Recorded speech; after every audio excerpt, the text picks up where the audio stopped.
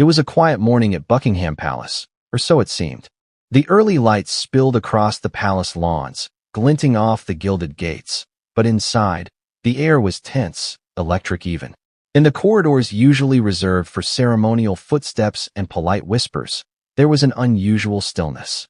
Something had happened, something monumental, and for once, the monarchy's secrets weren't hidden behind thick velvet curtains or polite smiles. King Charles, the heir once patient, the prince once reserved, had made a public declaration that would send shockwaves through the royal family, the media, and the world at large. Prince Harry and Meghan Markle, the Duke and Duchess who had already turned tradition upside down, were now officially banned from using the HRH title. Forever. Before we continue, please hit the like button, subscribe to the channel, and turn on the notification bell for updates. Think about that for a moment. The HRH title, His or Her Royal Highness, the symbol of privilege, duty, and status in the British monarchy. A title that opens doors, commands respect, and carries centuries of history. And now, it had been stripped from two of the most famous royals in the world. But why now? Why make such a dramatic announcement as the Invictus Games 2027 approach? The timing was deliberate, calculated, and, as insiders would later reveal, explosive. The palace staff were reportedly stunned. Whispers of meetings that lasted hours, of memos that circulated under the strictest confidentiality, of arguments that erupted behind closed doors, all point to one thing. This wasn't just a ceremonial decision. It was a move charged with emotion, strategy, and perhaps even vengeance. Sources claim that King Charles had deliberated over this for months, weighing public perception against family loyalty. And now, the world knew the verdict. But let's pause here for a moment. Do you really understand what losing the HRH title means? It's not just a change in letters before a name. It's the difference between ceremonial influence and social exile. The difference between being embraced as a leading figure in the monarchy and being publicly relegated to outsider status. And for Harry and Meghan, who had spent the last several years challenging royal norms and reshaping the public narrative, this was nothing short of a declaration that the family line and the institution was drawing a line in the sand.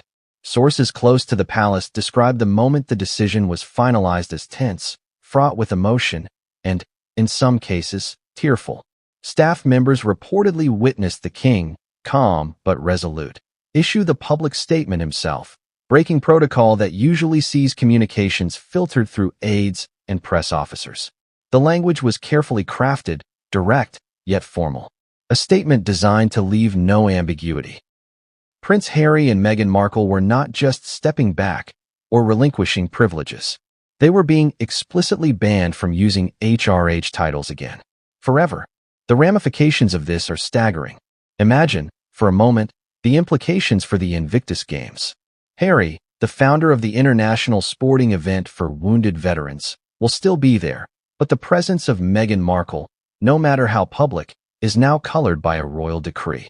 How will veterans react? How will the media cover every step they take? Every handshake, every speech, every smile is now framed by a public statement that redefines their royal identity. And the timing is strategic. It's not a coincidence that this announcement comes just months before the 2027 Games in the UK. There's an undeniable connection between the event and this decree, and insiders suggest that King Charles wanted to assert the monarchy's authority before the eyes of the global audience. But what about Harry and Meghan themselves? The couple who had previously criticized the institution, who had publicly shared their struggles with media intrusion and family tension. How did they react? Reports suggest a mix of anger, disbelief, and strategic recalibration. Meghan, who has long been described as fiercely protective of her family's reputation, reportedly considered public statements, media appearances, and even legal options. Harry, still deeply invested in his role with the Invictus Games and his charitable foundations, is said to have been caught between loyalty to his causes and the shock of a personal affront from his father. And yet, there's more beneath the surface than even the public knows. Anonymous sources hint at palace memos that describe unprecedented negotiations, emails exchanged between aides, lawyers, and the monarch himself, and even talks of media strategy to mitigate the fallout. But despite these efforts, the story has erupted like wildfire, dominating headlines around the world. Social media is ablaze. Twitter, Instagram, TikTok, all are filled with opinions, outrage, and speculation. Supporters of Harry and Meghan call the decision cruel and archaic, while traditionalists see it as a necessary reinforcement of royal protocol. And speaking of protocol, let's dig deeper. The HRH title is not merely ceremonial. It's a reflection of a centuries-old hierarchy. To lose it is to lose certain protections, certain privileges, and a level of recognition that most royals take for granted. In practical terms, it affects security arrangements, invitations to official events, and even precedence in public ceremonies. But in symbolic terms, it is a public statement about belonging or exclusion. And make no mistake, this is exclusion laid bare for the world to see. There are whispers about the lead-up to this announcement. Insiders suggest that tensions had been simmering for years. Conversations about royal duties, public appearances, and family behavior reportedly reached a boiling point in private meetings. Some even claim that the decision was influenced by a series of recent public appearances by Harry and Meghan, appearances that the monarchy allegedly considered contradictory to royal values. Whether this is true or a product of media speculation, it adds a layer of intrigue, making the public question not just the announcement itself, but the motivations behind it. And let's not ignore the broader context. The British monarchy exists not just as a family, but as an institution, a symbol of continuity, tradition, and stability. Each decision made by the king carries weight far beyond personal relationships. By publicly stripping Harry and Meghan of their HRH titles, King Charles is sending a message. The institution comes first. Personal grievances, public opinions, or media narratives cannot supersede the monarchy's authority. This is power, exercised quietly, and now revealed dramatically. But here's where the story takes a twist. The Invictus Games 2027 are not just any event. They are Harry's brainchild, a platform where he has invested time, passion, and personal credibility. The very event that should serve as a unifying moment for veterans, supporters, and international dignitaries is now intertwined with a royal feud. The optics, the politics, and the personal dynamics collide in a way that guarantees scrutiny from every angle. Cameras, journalists, and social media users alike will be watching every move, waiting for tension to erupt. And when Harry steps onto UK soil, everything changes. The public will see not just a prince or a veteran advocate, but a figure caught between family loyalty and institutional exclusion. So where does this leave Meghan? Her presence at the Games is likely to be scrutinized even more intensely. The ban on the HRH title is not just symbolic. It colors perception, influences public opinion, and frames every interaction. Meghan, known for her strategic media savvy, may respond with calculated public appearances or carefully worded statements. But even with the best planning, the shadow of a royal decree follows her everywhere. Every handshake, every photograph, every speech will be interpreted through the lens of a family feud broadcast to the world. Many people think HRH is just a set of letters, but it's not. Those 3 letters, his or her royal highness, carry centuries of power, privilege, and expectation. They are the golden key to doors that ordinary citizens cannot even imagine. They symbolize the monarchy itself, and they tell the world who belongs inside the circle and who is outside it. Lose that title, and you lose far more than a style. You lose legitimacy, access, and, in many ways, identity. The HRH designation is deceptively simple on the surface. It's easy to glance at a royal biography and see the letters before a name and assume it's merely ceremonial flair. But for the British monarchy, HRH is a legal and social marker with profound implications. It conveys rank, precedence, and formal recognition by the crown. It is a signal to the public, the press, foreign dignitaries, and even governments. This person is not just anyone. They are royalty. And that recognition comes with responsibilities, scrutiny, and, most importantly, expectations of loyalty. To understand why the loss of this title for Prince Harry and Meghan Markle is so seismic, we must go back to its origins. HRH, or His, Her Royal Highness, is a style used to denote senior members of the royal family. Its roots stretch deep into British, and indeed European, royal traditions. The title became formalized over centuries, solidifying the hierarchy within royal households. Those who held the style were seen as first among their peers, positioned to represent the crown publicly, and entrusted with the duties that accompany influence. Historically, losing or being denied the HRH title has been rare, and usually fraught with scandal or tragedy. Take the case of King Edward VIII, whose desire to marry Wallis Simpson led to abdication. Though he was never formally stripped of his royal status, his relinquishment of the throne meant a dramatic shift in titles and privileges. Or consider the more contemporary examples.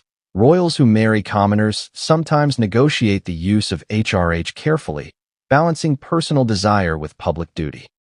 Few cases, however, are as publicly scrutinized or as dramatic as Harry and Meghan's. Theirs is not simply a question of etiquette. It is a question of identity, perception, and power. HRH is not merely symbolic. The style carries specific legal, ceremonial, and social ramifications. For example, members of the royal family who hold HRH titles are entitled to receive security provided by the sovereign, access to official palaces, and participation in state events. The loss of HRH, therefore, is not just an insult. It changes the practical reality of their lives.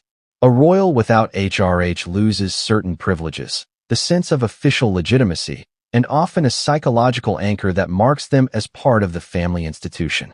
The impact on Harry and Meghan is amplified by the timing. The couple already lives outside traditional royal life, having relocated and embraced financial independence. But HRH carried symbolic weight. It connected them to the monarchy even in their stepping back. Its removal now, publicly, is a formal severing of that connection. It is a statement not only to the couple but to the public. The monarchy draws boundaries. There is a limit to personal reinvention, even for someone born within the royal fold. But why does the public care so much about HRH? Why do these letters provoke outrage, fascination, or even ridicule? The answer lies in perception. The monarchy is built on image, ritual, and narrative. HRH is a visible signal that the person carrying it is sanctioned by the institution, trusted to represent it, and respected globally.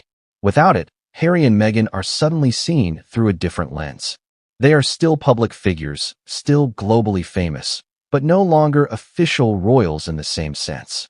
They walk a fine line between celebrity and royalty, and that ambiguity fuels controversy, debate, and media frenzy.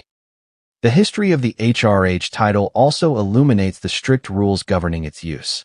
It is granted by the monarch and can be withdrawn. The monarch alone controls who carries it, when, and under what circumstances. This is not just a ceremonial formality. It is a legal prerogative, exercised at the sovereign's discretion. The loss of HRH is therefore absolute in law, even if public sentiment suggests sympathy or disagreement. For Harry and Meghan, the announcement by King Charles is irreversible. There is no private negotiation left, no loophole, no compromise. Yet, the title itself carries an emotional dimension that is often overlooked. For those born into royalty, HRH is an identity marker. It communicates belonging, purpose, and responsibility. To lose it is to experience not just a social demotion, but a personal severing of one's perceived role within the family and institution. Think about it. A lifetime of expectation, tradition, and public visibility distilled into 3 letters. And now those letters are gone, leaving Harry and Meghan to navigate a world where their identity is contested, their authority questioned, and their family ties symbolically severed. Consider also the psychological impact. Sources suggest that Harry, despite his fame and humanitarian work, has long valued his connection to the monarchy. It has shaped his public persona, his sense of duty, and his place in the world. Meghan, equally aware of the power dynamics, understood the social currency of HRH, not just for herself, but for her children. The removal of the title is therefore more than symbolic punishment. It is a recalibration of identity, influence, and perception that the couple must confront publicly. Interestingly, the HRH title has practical implications in modern media as well. Royal press coverage, international reporting, and even ceremonial invitations hinge on correct styling. Losing HRH changes how journalists address them, how governments view them, and even how charities and organizations interact with them. A subtle shift, yes, but a shift that ripples outward, affecting every public appearance, every interview, every event. For Harry and Meghan, this change is immediate and unavoidable. Yet, despite its seriousness, HRH is often misunderstood by the public. Many assume it is an honorary flourish or merely traditional etiquette. They do not grasp the depth of authority, expectation, and institutional weight that comes with it. And it is precisely this misunderstanding that makes the controversies so explosive. The monarchy has stripped Harry and Meghan of something few even realize has tangible significance, and the world reacts as if it were purely symbolic. But in truth, the implications are deep, personal, and far-reaching. This is why the timing is critical. The announcement comes in the lead-up to the Invictus Games 2027. Harry's association with the Games amplifies the drama, because his public persona as a royal humanitarian is directly tied to the monarchy's approval. Without HRH, every handshake, speech, or media interaction is framed differently. The optics shift. The narrative changes. Suddenly, Harry is no longer just the game's founder or an advocate for veterans. He is a royal stripped of formal recognition, operating in a space that mixes celebrity and royalty in ways that invite scrutiny and speculation.